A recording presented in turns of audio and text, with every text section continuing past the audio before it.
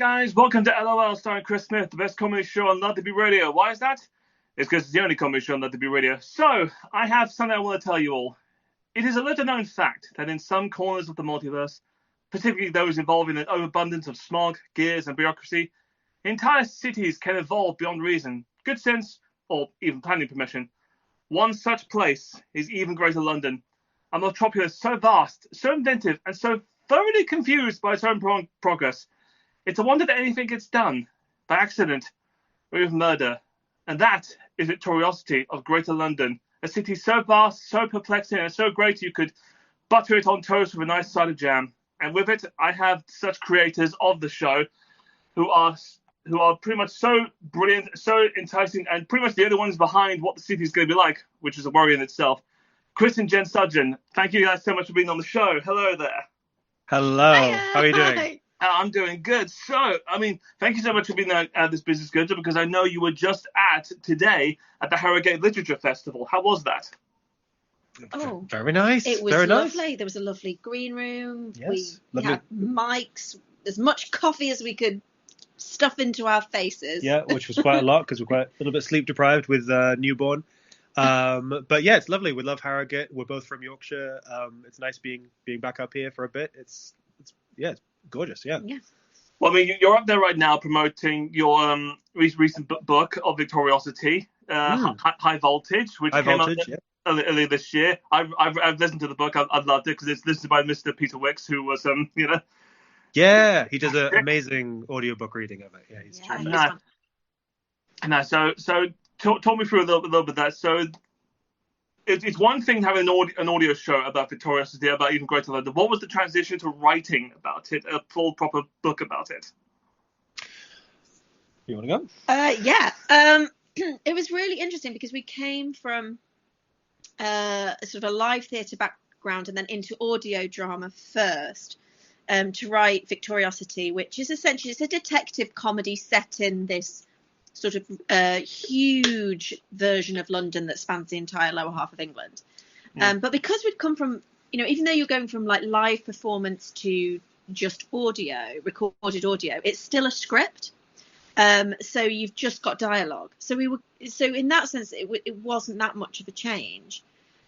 But from script to prose fiction felt like quite a big jump, because suddenly you've got so much more time and space to fill. Almost, a novel is much longer than an audio drama series, and just in terms of the number of words. And of course, in prose fiction, I think people expect interiority of characters and things like that, which is something we hadn't done before. We've got the script. I think we probably had an idea of how our two main characters, Fleet and Clara, might feel about things, but that comes through the voice actors' reactions and their delivery of lines. We'd not had to actually really think about it and kind of write it down on the page. So that was a big learning curve, I think, for us. Was there anything else, Chris? I think it says. I think that it's interesting from a comedy angle because it was kind of about learning to work with different muscles, right? We're so used to working on stage and then on audio, like radio play. Effectively, it's very dialogue heavy. It's very rat-a-tat, kind of back and forth. Everything's dialogue with sound design, and obviously the actors are elevating it hugely.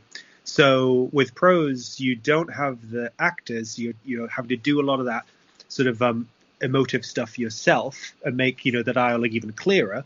But then you get people's internal states and the difference between that, what they think and what they say, which is really fun, and that's a kind of conversation in itself, which can be quite fun back and forth. And like Jen was saying, it's just much bigger. Victoriocity is a really large scope audio drama, right? The seasons of the show, each season is a standalone mystery, and they're quite large in scope. They're conspiracy thrillers, right? They tend to be.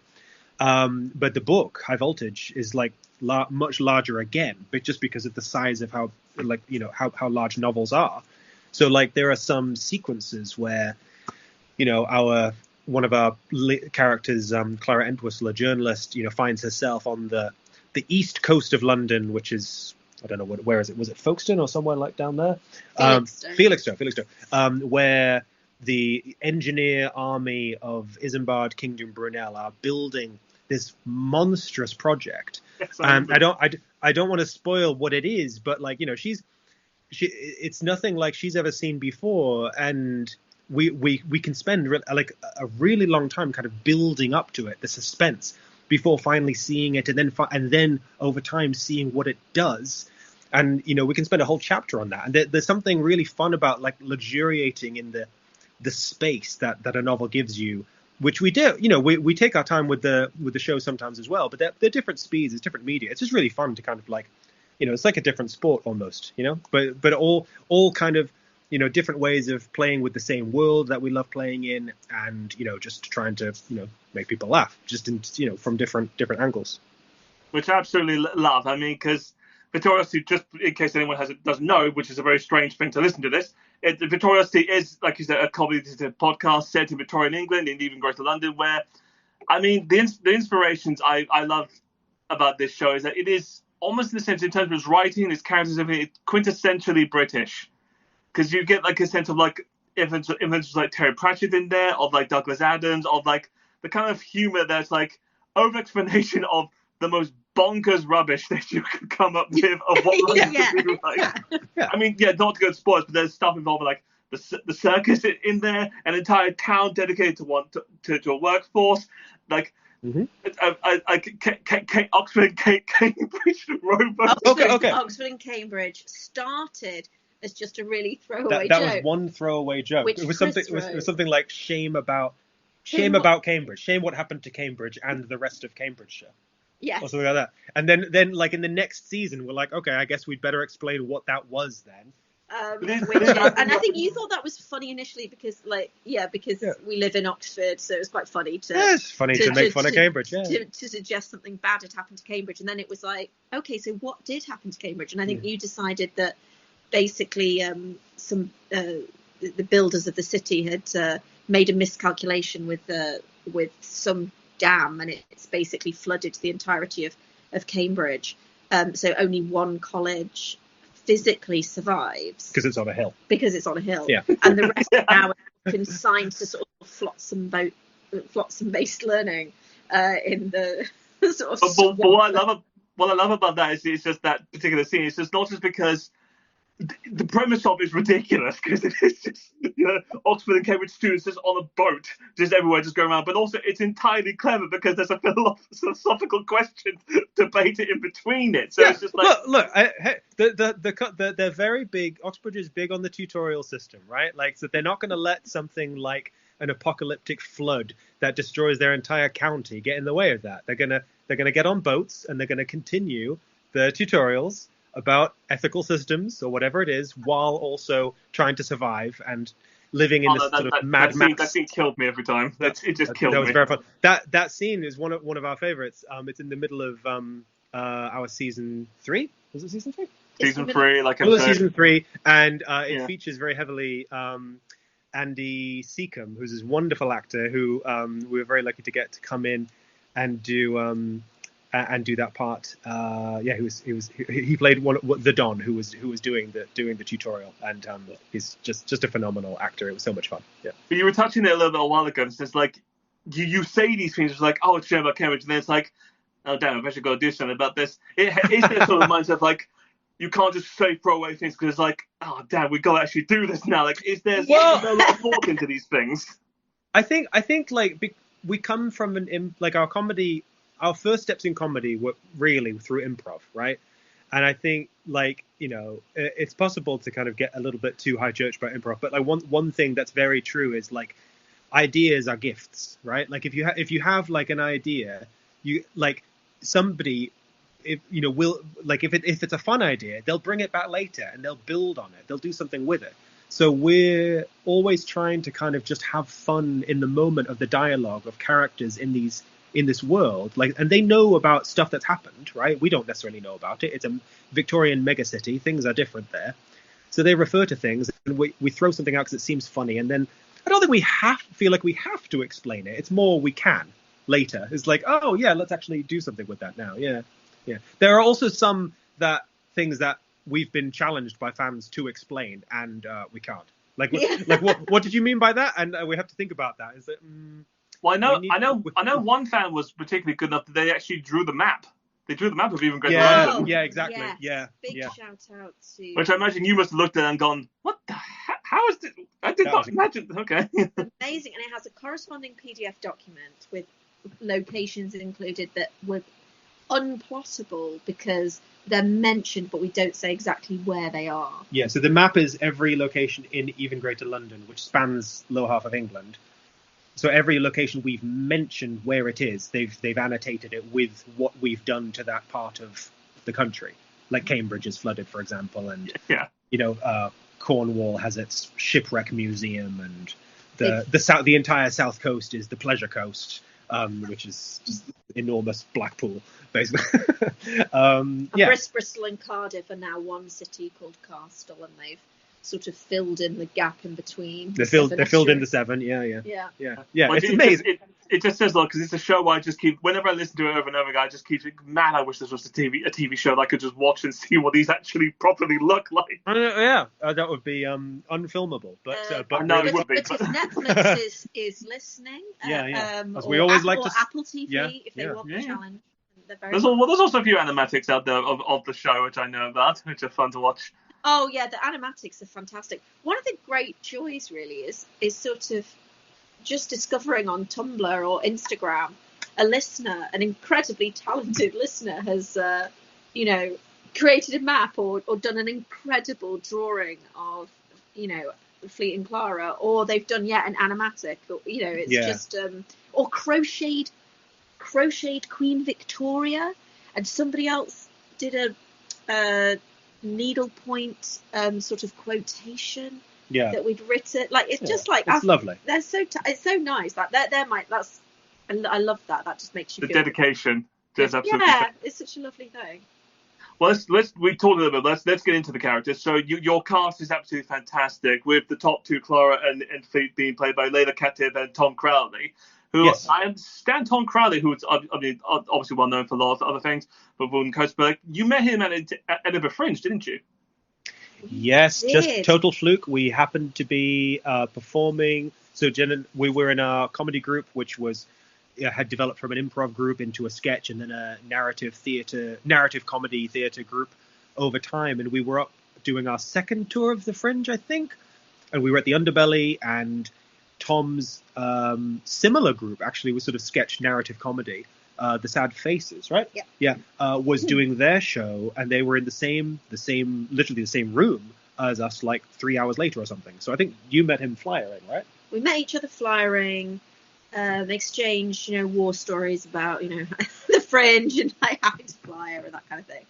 And he was just, Tom is now a very dear friend, and it was clear straight away that he is just such a wonderful, warm, generous human being, and so we kind of hit it off very quickly, and I thought I've got to go see his show, and he was very funny, very engaging, so I went, I think literally that day of meeting him. We all went. Loved his show, fantastic. And then the next day he came to see ours and tells us at least that he loved our show.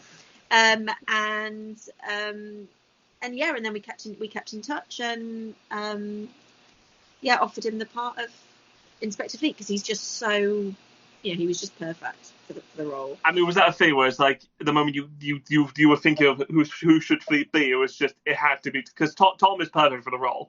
So it's really interesting because we started thinking about it and fleshing out before we really knew him that well.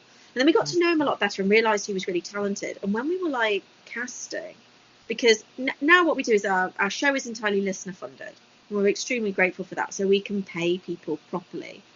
For the first season, it was Chris and I funded as much as we could. And a lot was done on very goodwill, on the idea that if it got to a second season that we could fund, we'd ask the same actors back, etc., etc. So a lot of it was done on goodwill and people just really liking the script. And I remember we just had a reading with a few people we were going to use to find the right parts for them. But we didn't think, because Tom is so busy and so brilliant, I think we sort of thought, well, we can't ask him to do Inspector He Fleet. doesn't want to do this. He doesn't want to be a lead in a little podcast. Yeah, like, and he's, it's a lot to ask of somebody, but if we could get him to, do like a really good cameo. So we got him to read to see what part would suit him. So we read Inspector Keller and Julius Bell, various characters. But then we didn't ask him to read for Inspector Fleet, but he read in for other people who were reading at the same time. And he read Fleet, and it was 2 lines. It was literally 2 lines. And one of them was just like, excuse me. It was literally that word. And when we were listening back to all the recordings, we recorded it because we wanted to get the right people in the right parts. We heard his delivery of, I think it literally was 2 words. And we were like, he is perfect. He is Inspector. Like, just Fleet. two words. Yeah. And we just kept saying, we can't ask him. So I had a phone call with him.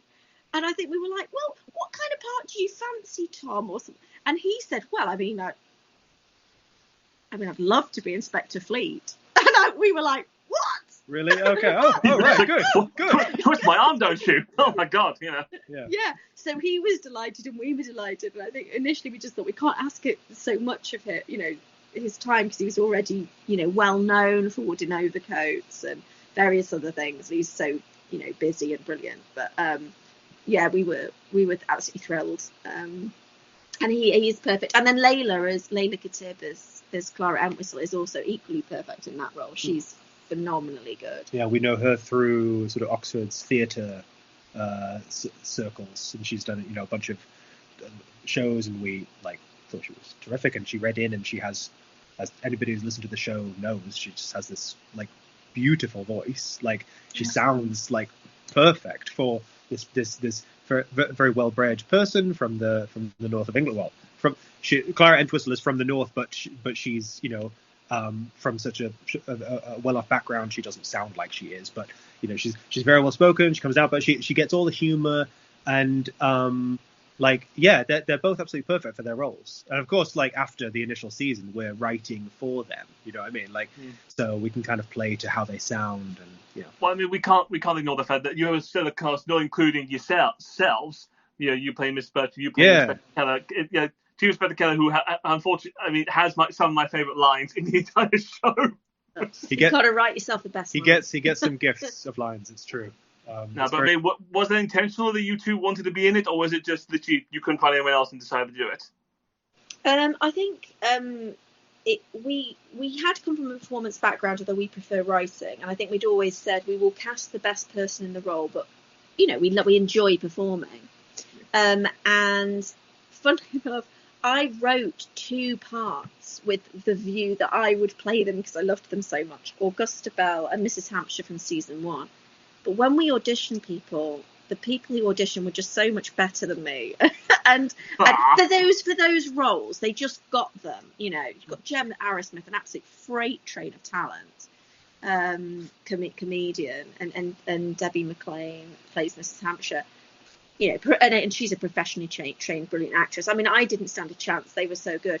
There was something about Chief Inspector Keller that I think he is so much almost a part of you, deep in your soul, that just a few people read for him, and really it just is your sort of alter ego voice. I think so. It wasn't written for me. No, it wasn't written for you, but you just got the delivery.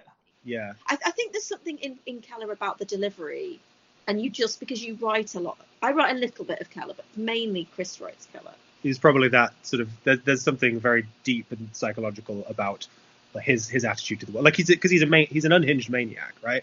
In a position of authority, in a position of authority, but also sort of the wise elder figure. He's our Ron Swanson. There is something of the Ron Swanson about him. I guess that just fit quite naturally. Yeah. I mean, but also it wasn't supposed to be a big part, right? It's just it was just whatever was needed for the first season. He's just grown. Yeah. Isn't he? But one of my favourite things about the show, I suppose I shouldn't say it about my own show, but is his relationship with Mrs. Keller, who's played by an actress called Lucy Rayfield, who's this very soft-spoken, beautiful Welsh voice, and just the combination of those and her sort of being this long-suffering wife. It's just it just works really well with you, I think. I think she seems not to be suffering very much because she's sort of unflappable. Yeah. But he suffers from her being sort of like perfect and like wonderful. And like yes, because an one abundance of my favorite scenes of Killer is in season 3, where it's like him and his wife are interacting on like the giant bus. Oh, the police bus, yeah. The police bus, which is just a conversation which just doesn't. Again, like she's just nonchalantly just manages to get there, like is dedicated to her husband. He's just like, this is not what I need right now. You No, woman. exactly. He's made his team Yeah. Welsh rarebit. Yeah. Oh yeah. She's talked her way onto a secure vehicle with like so from his point of view, like, it's nice to see you, darling, but like What are you doing here? my staff should not have allowed you in. This is a secure location. Right? No, 'cause Something it has one- gone very wrong. Because he has one of my favorite lines, which is like, right, so not only did you fed my subordinates hot cheese, but you fed them first. So that's right. Which is fantastic. So, I mean, 3 seasons of Victoriocity have come out, including a book and a special with the Pharaoh's Tomb, which is fantastic. We'll dive into the question that everyone wants to know now. What are the plans for future seasons, if there is one? Well, there will be future seasons. There's always future seasons, but at the moment we're finishing up preparations for a long-promised bonus musical episode, which was part of our last Kickstarter. No way, really. Yes, yeah. Good. So it's well inspired by Chief Inspector Keller being one of sort of a fan favourite character. Yeah. Mentions in season 2 that he's a big Gilbert and Sullivan fan. Oh yeah. Yeah, and so we were looking for a stretch goal for the Kickstarter, and we decided against our better judgment because we got caught up in the excitement of the Kickstarter. And overpromised. So we basically the premise is that Chief Inspector Keller is the sort of director and president of the Gilbert and Sullivan Society, amateur Gilbert and Sullivan Society, and it's the opening night of their latest production, not one of Gilbert and Sullivan's best. But somebody is trying to kill him whilst the show goes on, and he's trying to make sure the show still goes on. But with that, instead of just being like, let's do that and we'll just do Pirates of Penzance or something, we decided, no, I know what we'll promise. We will promise that we will write a brand new Gilbert and Sullivan musical that we have made up. You promised to write a Gilbert and Sullivan musical. Yeah, we've written a Gilbert and Sullivan, well, a Gilbert and Sullivan-esque musical, I would say. What's worse than that, writing it or having to now sing it? Well, we'll find out. Yeah. Because Keller's obviously doing the Patti song, so it's not in its entirety a full musical, but there are several full musical songs that we've written the libretto for, and largely Chris, to be fair, and Lawrence Owen of Mockery Manor and Ballad of Anna Mary has done the music for. He's absolute musical genius. And that's being recorded in November and should be out in the new year. So that's been a challenge, but really fun. Yep, that's very exciting. That will be called the HMS Califor. Just because why not? Yeah, exactly. Yeah, why that's not? The reaction we want. Oh god. Just why not? Yeah. So that's one thing. The book. And the other thing is the second book, the follow-up to High Voltage. We're also in the process of finishing that up, but publishing moves slowly, so we don't know exactly when that will be coming out.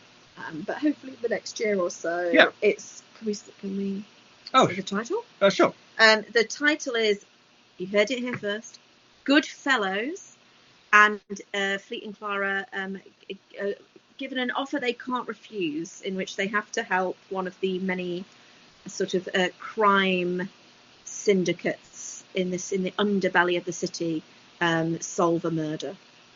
Wow. Okay, exclusive on Love to Be Read. Now before I get that. There you go. Yeah. So one more thing before we get into the quick fire. So you said you regularly do performance a lot. That was your early days, including improv.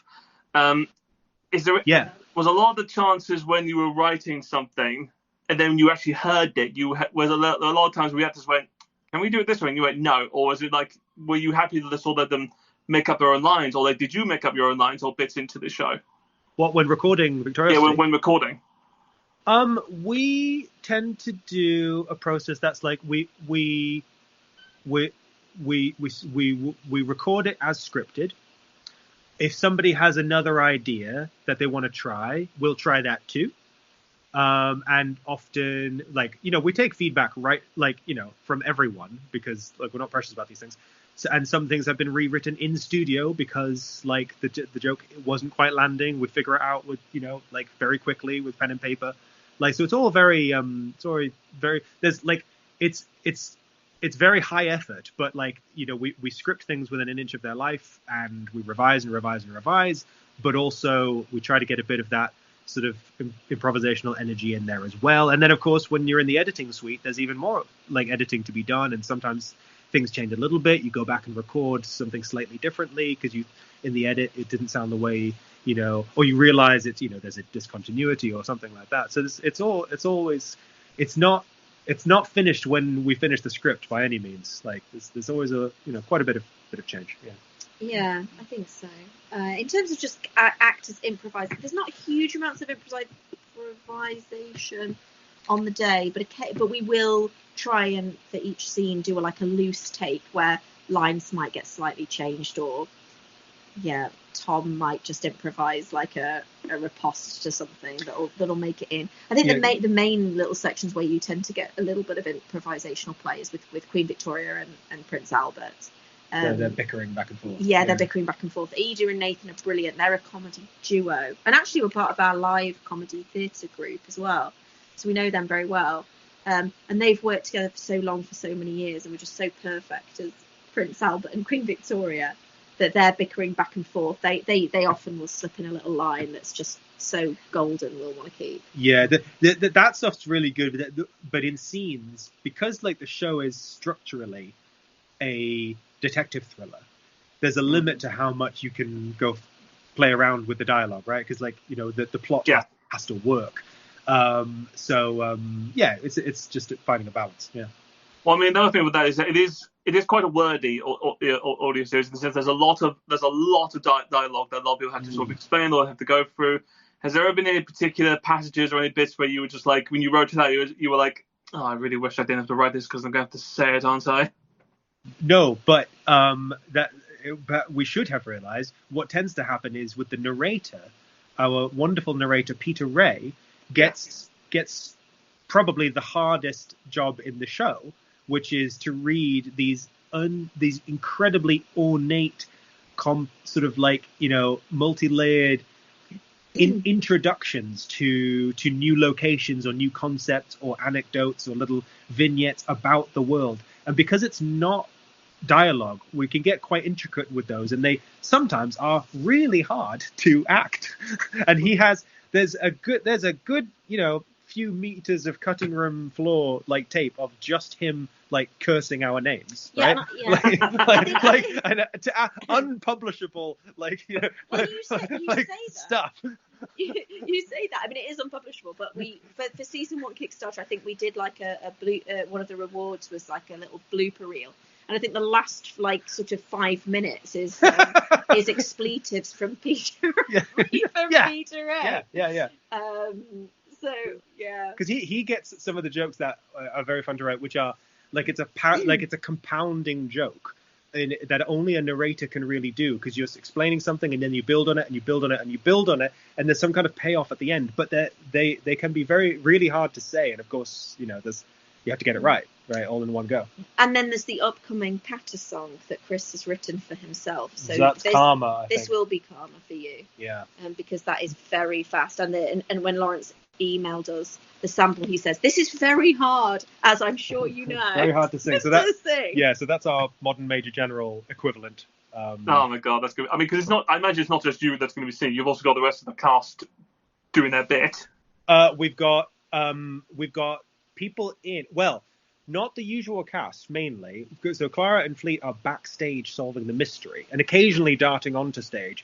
But what we have in the Gilbert and Sullivan Company is Keller and a lot of people who can actually sing, like because Keller can sort of sing, but we've we're working Well, with no, some brilliant. we heard you at the funeral. Yeah, you can. Yeah, you can exactly. have a tune. Like he sings, but it's not the sort of the most beautiful voice. But we've got some performers who we know from Oxford Operatic Society and other kind of like great sort of singers to kind of build a real sense of like this is a real performance being put on by the Greenwich Amateur Gilbert and Sullivan Society. So yeah, that should be fun. Oh, that'd be amazing. Have you ever wanted to, or have you wanted to take it live? Did you like not live as to actually perform, like live as in perform, go to like festivals and things with the cast and do the shows there? I mean, so we've done live shows, live recorded readings, but we've done them either at like the London Podcast Festival, which is kind of set up for it as like a one-off, or we've done it in our hometown because they've got a great theatre there, and it, and we're very lucky that listeners will come and support it, and it's really fun because even though we've also got it in normal audio form, there's something quite fun about watching actors perform it live and things go wrong and that kind of thing. So that's really fun. But in terms of going to festivals, that would be amazing. But the difficulty with that is we just in terms of cost, like to get the whole, we've got a large cast, to get them all there and pay them for their time and pay all their travel expenses. We'd probably with a festival be hemorrhaging money, I would imagine. but we headlined Coachella, then we could do it. Yeah. So, but once finally we reach Night Vale levels of fame, yep, then we'll be able to do the festivals. Yeah. And like your good self, helping spread the good word. We very much appreciate it. Well, it'll be very amusing it would be amusing to see you perform. Not here, but at least near, like somewhere near, like the Albert Hall, where you can have Albert quote himself of like how weird it is to have an Albert Hall after himself. That would be fantastic. Hey, we haven't done anything about the Albert Hall yet, have we? No, we really should. We should do the Albert Hall. That is very funny. Yes. Just because I know we're running for time, one thing. There was a lot of fan art out there, a lot of fan animatics, a lot of things out there. Yeah. Are any of them the most surprising? The way that they've drawn the characters of like we're going like, oh, that's how they see them, or is it all what you expect? What the one that I have, there's a lot of variety in how the characters are represented, which is really lovely, and I think it's. Because we've never really described our characters very much. You've just got their voices to kind of work with, right? We describe them a little bit here and there, but like not to like any fine detail. So there's been great variety. It's very cool to see all that and the different costume that they put them in and stuff like this. The one that was very funny was recently. I think this has been the first time somebody's drawn Fleet in a way that actually looks like Tom Crowley. I thought that was quite funny. And I think that was totally unintentional. It just happens to look like what Tom looks like. I don't think it was, by design. Yeah, and I don't know, because in my head, I don't know. Because Tom and Fleet and Clark and Layla are so associated with characters now, I sort of, in my head, that's sort of what they look like, I suppose. But I love seeing like different interpretations of them. As, there's a strong faction of people who very strongly believe Fleet is ginger. Yes. Yeah, interesting. Yeah. What's that about? Really? Yeah. Ginger Fleet movement. Yeah. But no, I love it. I really love I love the variety. There's been some good fan art as well over the years of Queen Victoria, which if we haven't mentioned in this segment, like Queen Victoria in Victoriocity is she's a cyborg, right? She's been a mechanized war tank, essentially. She's a mech. She's been assassinated 11 times and resuscitated and rebuilt by Royal Mechanical Engineers using technology reserved for the royal family, because that's how it should be, obviously. Can't let everybody have this sort of immortality stuff. And so she had now at this point has sort of reached RoboCop sort of like light armored tank levels of battle capability. She's terrifying in many ways, and people represent that like that. That's a really fun thing for people to design, because we sort of describe it a bit, but not entirely. Yeah. But I imagine that must be strange, just because whilst you described her a little bit, not in full detail what she looks like, and now you have like fans draw her out or even crochet her apparently. Just you look at it and go, huh. I did not think I could be more terrified or respectable. Yeah, it's great. And I think this is, because like Jen and I were drawn to like doing audio drama because like we kind of grew up on it. Like, you know, like that. I don't think there's like a canonical explanation of what, like, you know, Arthur Dent looks like, or like Marvin the Paranoid Android. Like there are bits of like explanations of what they look like, you know, and similarly with like other like dramas you would get over the years from the BBC and stuff like that. Like you don't necessarily go into description in the same level of detail that you might in a book necessarily, maybe because you have the voice. So like I really love that a large part of it, like, you know, Fleet, you know, as a, you know, a young-ish, young to early middle-aged, you know, male, like, who lives in London and is a detective, and that's all you really know. And it's and the Queen, you know what's happened to her and what she can do, but you don't want to list everything about it. You want to leave a lot of things up to the listener's imagination. That's what's really fun. Yeah. But has there ever been, like, because I know there's a lot of like new technologies and other things, like, you don't just have a simple phone, you have like a sort of a very weird visual phone, which is hilarious in terms of how it's done. Is that really hard to describe? So the locution glass, our sort of Victorian Zoom thing. Has there been some technologies in there where it's like, oh, this is great to think of, and it's like, how do we describe this? You described it. I really love the way because you read the very first description of it, and I like it. That's one of the examples that is actually quite closely described. We describe that as sort of being like a bathroom mirror, and it's like a sheet of mercury that starts forming puddles, and then the puddles gloop in, like, and there's magnets on the back that you end up with something that looks like an image of somebody else. So it's like you have to imagine, you know, Victorians, they can build a video screen, but it's not going to look like ours. It's not, but it will work. So that's really fun. But yeah, sometimes we hand wave completely because that's just funnier, right? Like it's just, you know, there's all kinds. So has there been a town or a scene or something where it's been really, really difficult to describe what it actually looks like? Where we've needed to describe what it looks like, where it's been difficult. I'm not sure. I have an answer for this. Okay. It's in the new book. It's the equine electrovelodrome. Oh yeah, even now I still don't know what that really. Yeah, we just thought it was a fun thing. So it's basically, I think we've decided it's like, so in our world that one of the most popular sports is horse cycling. So it's horses on bicycles. Yeah. So in this book, so we saw like what would they race around? So we decided it would be like a velodrome, but built for horse bicycles. Yeah. And that's the speed a horse could get to on a bicycle, right? Yeah. Like, people can get to high speeds on bicycles. Horses can get to high speeds without bicycles, right? Put the two together, which I'm surprised no one ever has. And I'm hearing the humor, like, this should work, let's do it. There's no reason why we shouldn't do this. But of course, to make it work, you would have to bank the track like a NASCAR track, right? You're gonna have them banking around the corners, or they'll just fly off into the crowd and kill 20 people, right? So that takes some description. Yeah. So I think an answer. That and the horse cycles themselves been really, really tricky to kind of describe in a way that will make sense to the reader. So hopefully we'll pull it off, but you can tell us when the book comes out.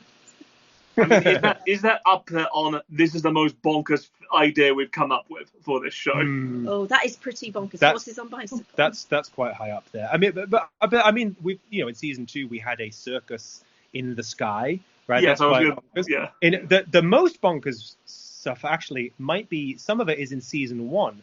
We've actually kind of we've got toned it down a little bit since then, because when I think we were all over the place. There's a character in season 1 who is they are sort of, their entire body is sort of riddled through a glacier, right? The character of Quaternius, they're underground in the glacier, and I'm trying to think back to the underground tunnels and such. Yes. Yeah, and they're just alive, but like they're sort of half in the ice, sort of like, but bits of them are sort of further behind them in the ice, but they're still alive because of channels that have component.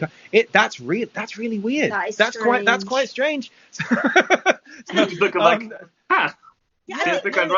were just throwing everything out in season 1. And we remembered about that because somebody had done a Tumblr post, and it was something like, it was like Fleet, you know, disbelieving, you know, like something quite believable. Me, sir, you have you've chatted with an immortal ice person. Yeah. And we were like, oh yeah, that wasn't. quite mad. I suppose the other really, really mad thing is Prince Albert. Prince Albert himself, yeah, that's true. Because I absolutely adore Queen Victoria, I'm slightly obsessed with her, like just her history and her as a person. She really loved Albert and mourned terribly for years and years, never stopped mourning after he died. And anyway, like was commented on publicly.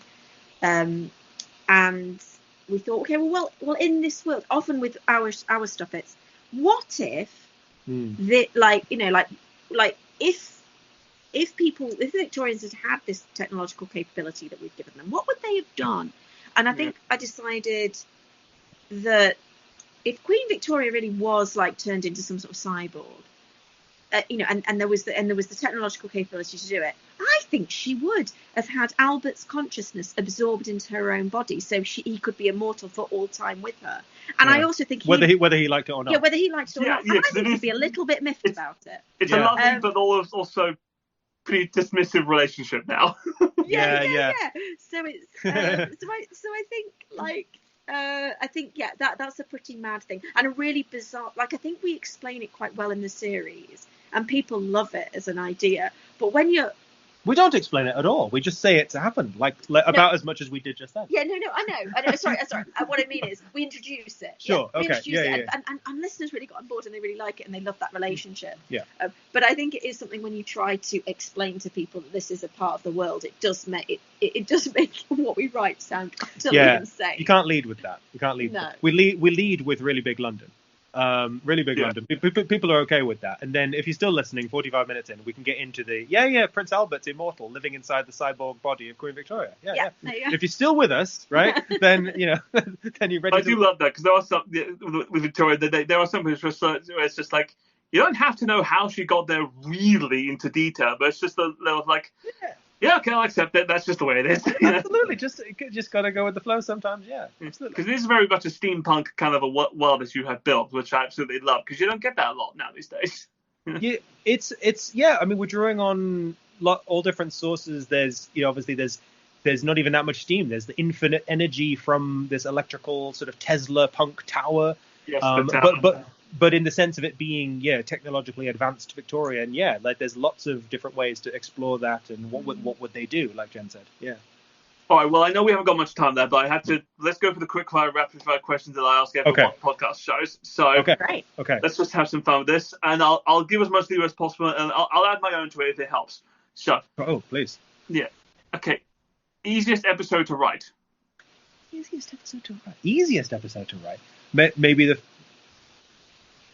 Well, for you. For me, I'm not sure there's an answer to the easiest one.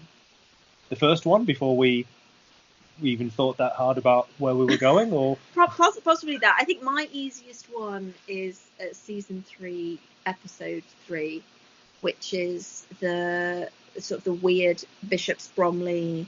There's like a place in even Greater London where they've cast off electricity and they've covered themselves in a cage that stops electricity getting in. Oh yeah, the Faraday cage town. Yeah. The reason that was quite easy to write, I think, partly was because we've made it a place with no electricity, so it can't really have any bonkers stuff in. So that's sort of like cut down on world building we had to do.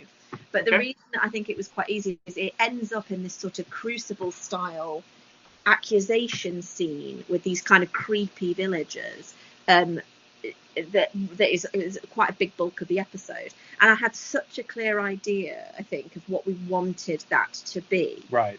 We knew exactly how we wanted that to kind of come off, and so when we sort of knew exactly what the characters were going to be, and not a lot of plot happens. It's just it's kind of a bottle episode. It's a bottle episode. Yeah. And so because of that, there was plenty of room just to play and make the characters really, really funny. And all it does is right at the end, I think we get one bit of information that moves the plot forward. Rather with other scenes that they go to sort of other episodes, they go to far more locations and meet more people, and there's far more world building and plot coming out. So I think that was probably the easiest episode to write. Okay, then let's move on to hardest episode to write for. Right, I know. So leaving aside anywhere we got tangled with the plot, because that's happened in several places.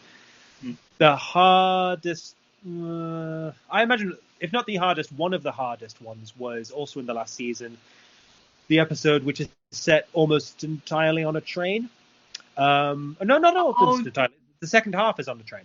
Yes, I do know that. Yeah. So it's the same episode as the episode set in Cambridge with the lake. Yeah, with the lake. So Fleet and Clara catch a tutorial punt to basically a floating pontoon bridge to then get onto a train to pursue somebody that they believe to be on the train, right? And then we've got a really interesting thing for the rest of the episode where Fleet's are at one end of the train and Clara's at the other end of the train, and they are so we've got split perspective already.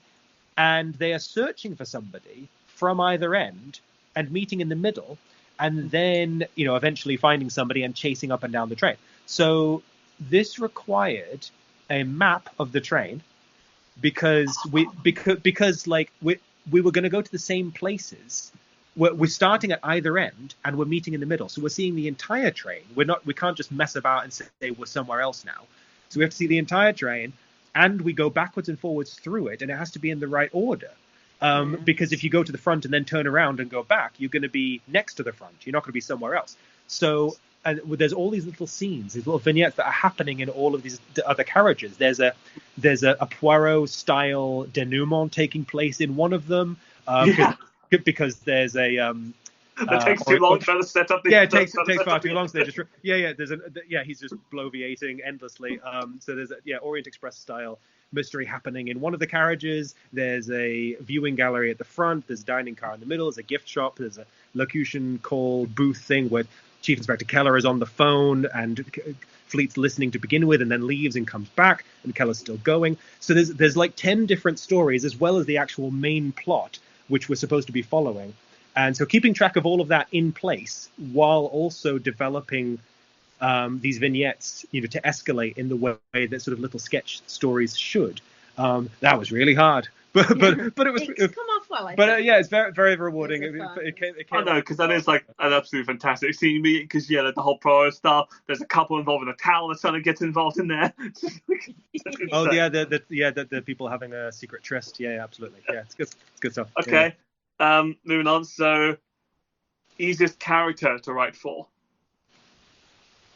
Oh. Easiest character to write for. I think Septimus Bell. That's a good idea. Yeah. Yeah, Septimus, who's played by an amazing actor called Phil Cottrell. So again, we just got to kind of just know what he can deliver in our minds. Septimus is just such a clear character. He's a pathologist, but he's quite morose and sad, and he wants to be everybody's friend, and he's very lonely. So he has because he's the forensic pathologist, he has a clear function in every detective story, right? He turns up and tells you about the body or the scene. So in one sense, he has a very straightforward job, but he also will bring his own personal style into it. He has his personal life. He has a terrible sense of humor to keep himself sort of chuckling away in the dark basement with these bodies. It's sort of a bit of he's just very very fun to write. Yeah. Okay. Possibly him. Yeah. Yeah. Good one. Now the flip side, hardest character to write for. Probably different answers depending on different people. Hardest character to write for. I would say it's hard. It's probably hardest to write for Fleet and Clara. Yeah, I was going to say because they're the protagonists and they have to experience the story in a way that other people don't necessarily. They have to charge through and solve the mystery. They have to experience setbacks. There's their own relationship, which is developing across multiple seasons. They have their own backgrounds and points of view, which they bring to this city and how it's changed them and how they're now changing, viewing things. And that there's a balance to be struck between making some characters can just be funny, right? But your protagonists can't, or it would just be exhausting. They have to be real people, right? So that's harder because they are, they have to be real. You have when they have real setbacks, you have to really feel it, right? Okay. And we don't go that heavy as a show, but you want there to be real stakes. You want them to really feel like they're persevering and triumphing at the end, and that if there's loss, that it's real loss and real triumph. That's probably hardest because it's it's real stuff. Yeah, I agree. Okay, and best joke / bit that you remember. Best joke. I Oh, I think a bit that I remember. I mean, I'm very, very fond of lots of bits. And often our humour doesn't necessarily come from like a punchline joke necessarily. No. But one joke that is a particular favourite. I don't know if it's the favourite, but it's popped into my mind, so I'll say it. It took us a while to land on it. But it's season 3, and it's Fleet is talking to his old boss, Chief Inspector Keller, about various things. And they're talking about an informant that's a macaw, and that's right. Yeah, and who the boss, Chief Inspector Keller, says broke a smuggling ring last year. Fleet replies, "Really?" And he says, Keller says, "Yeah, it'll be quite a while before anybody hears again from the Wanacracker brothers." That was a punchline joke. The thing with that is that's not even the kind of joke we normally write. But I like that. That's a good. It's very silly. It's very silly. I mean, I'll throw one of mine as well. Like, one of my favorite jokes is I think it's like season 3, but it's where Keller is on the way in the police station to interview who Archibald has taken custody, and it's his assistant going through all the bits that he has to go through. He's walking through the station. Yeah, I mean, Home Secretary is like, it's like, your thing is assassination chicken. Oh, that's I'm sorry, what chicken? Assassination chicken. Yeah. What was that? Was that based on Coronation Chicken? It was based on Coronation Chicken. So let's have assassination chicken. And there's a really good punchline to that, which you wrote, which I do love, which you've just reminded me of, which is actually probably my favourite joke, which is he says, she's asking what should the menu be, and I think he says in the end, he goes, pork chops, and she says, and for the vegetarians, and he says, no pork chops. Yeah. I do love that. That's very good. They made their choice. Yeah. All right, and last question of the day, which I know will probably be the hardest. Favorite episode? This is very hard. Favorite episode? There's two. It's like asking to choose between our children, which we now have 2 of, and it's really easy actually. There is a favorite, but I'm not going to say which one it is. No, it's whichever one lets us sleep more. Exactly. Fair enough. On that particular day. On that particular day.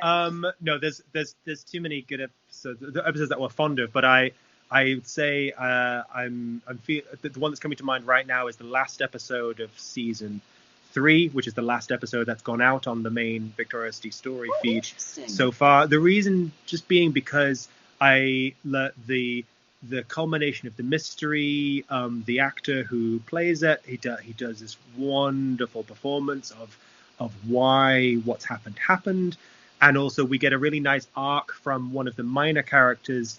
And we see them develop in a way which is more real than I think we've done with some of our minor characters before.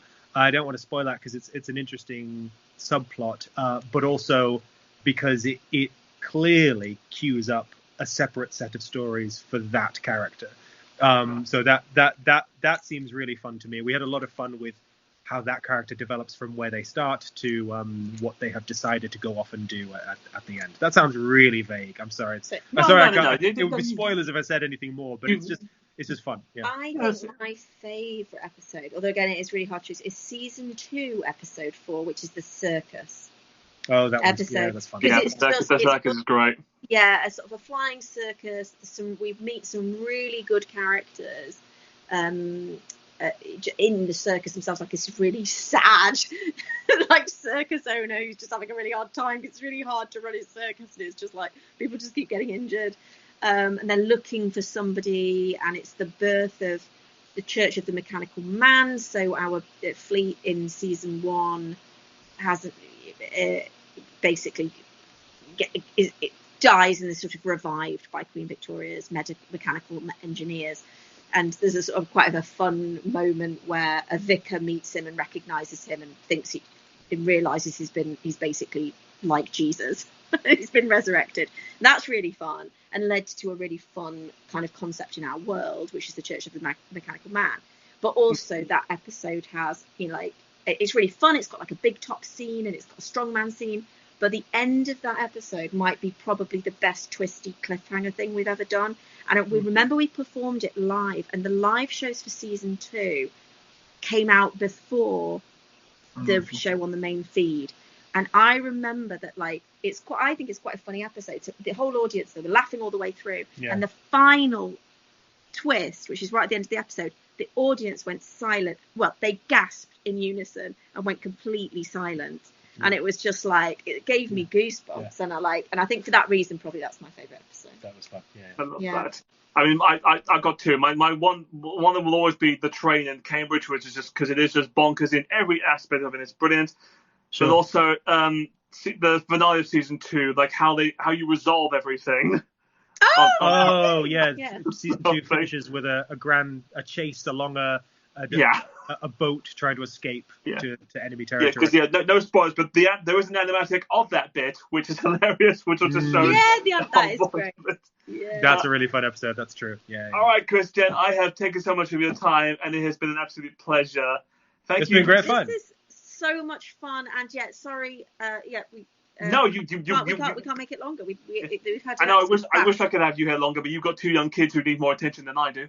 Yeah. One is bedtime now, so we have to go and sort that, and the other one is still a little potato, but it's her feeding time. But let's just end this right. So, where can people find you to promote you? Where can we have all that? So you can find High Voltage at any bookstore online. You don't need to listen to the podcast to read the book. That's right. And vice versa. That's right. But since I'm speaking, I'll just explain. Vault is like a bank vault. That's how you spell High Voltage. So you can find that anywhere, any library, any bookshop. Victoriocity is available on any podcast host, Spotify, Apple Podcasts, Pocket Casts, wherever. That's available for free right now, 3 full seasons. You can listen to that first. You can read the book first. You can listen to the book on Audible, read by the terrific Peter Wicks. So go find any of those, and if you you can also follow us on socials. We are Victoriocity Pod in most places, and I am on most places Chris Sugden without any of the vowels. And Jen, what are you in most places now? Dr. Jen Sugden? No, I'm Jen Sugden or Jen Sugden Author sometimes. Yeah. Instagram, I think I'm Jen Sugden Author. Yeah. Guys, thank you so much for this time. I look forward to hearing more episodes of Victoriocity. I can't wait for the musical, which is going to be fantastic. And I can't wait for the new book that's going to come out next year. Everybody, this has been a fantastic time. Thank you so much for listening. I hope you enjoy this time. And we'll see you guys next week. Same time, same place. Take care, everyone. Bye. Thanks so much. Bye. Thank you. Bye.